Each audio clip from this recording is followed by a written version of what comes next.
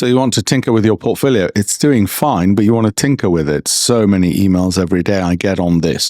Like being your sponsor at Alcoholics Anonymous, you're feeling like you're getting off the wagon. The portfolio is doing fine, but you have this urge to tinker, maybe to take some profits, even though, as I said, it's doing fine. Or some of them are not doing as well as the others. Maybe you should take the money out of the losing ones and put it into the better performing ones. There's all sorts of things that could go through your head. The problem is, if you've not tested why you're doing something, then you're just bumbling around in your head and likely to start trading what is an investment portfolio. And don't forget, every time you undertake a transaction, there's costs involved, might be currency costs, might be brokerage charges.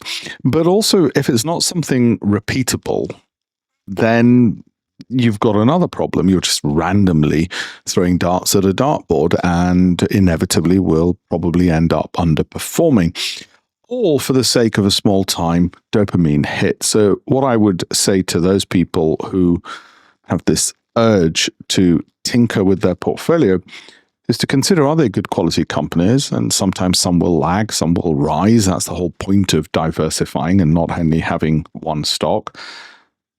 And then just leave it and spend your time smelling the roses or doing something more important instead.